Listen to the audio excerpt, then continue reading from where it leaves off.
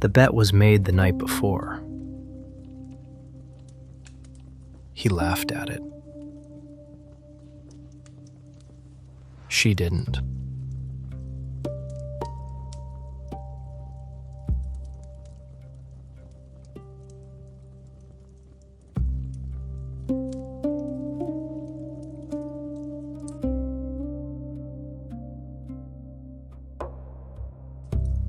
Alexandria. 41 years before the birth of Christ.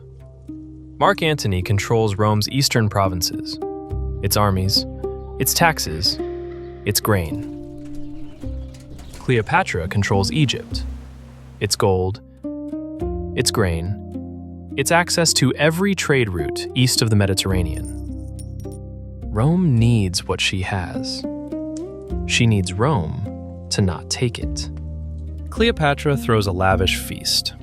That night, Antony tells her that this was the finest food he has had in his life. Cleopatra replies she could spend 10 million sesterces on a single dinner. He doesn't laugh. Impossible. No meal in history has ever cost that much. She's boasting. Cleopatra doesn't argue.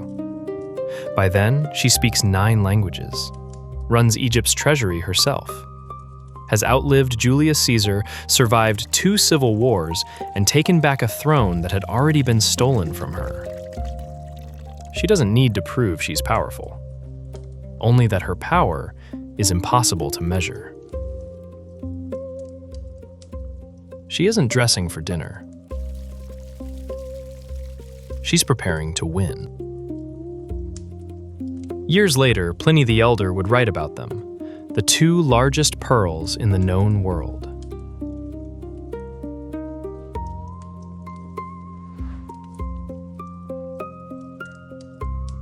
The next evening. They meet for what Cleopatra claimed would be the most expensive dinner in history.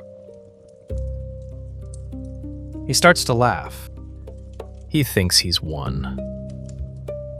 In front of her, a cup of vinegar, strong enough to dissolve a pearl.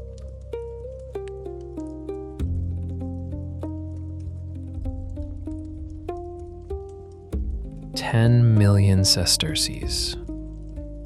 Gone. In today's money, somewhere near $30 million. More than the grain supply for a Roman legion for a year. More than most senators would earn in a lifetime. Enough to outfit a fleet.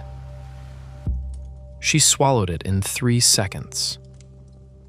And it bought her exactly what she needed. The man across the table would never again underestimate what she was willing to spend.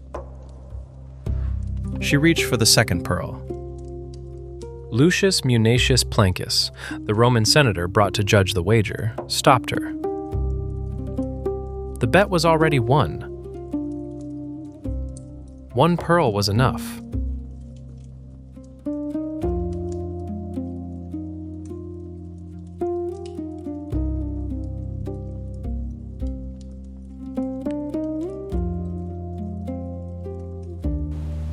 "11 years later, Mark Antony was dead. Cleopatra was dead. Egypt belonged to Rome.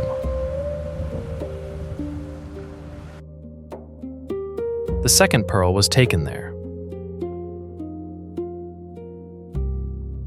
Cut in half, set as earrings on a statue of Venus in the Pantheon.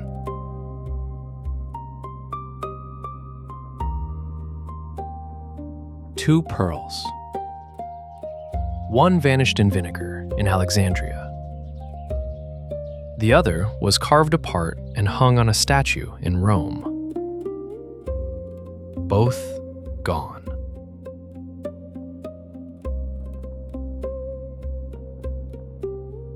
It may have been the most expensive sip ever taken. Pliny the Elder believed it, and Antony, sitting across from her, almost certainly did too. We've been telling this story for 2,000 years, which may have been the real point.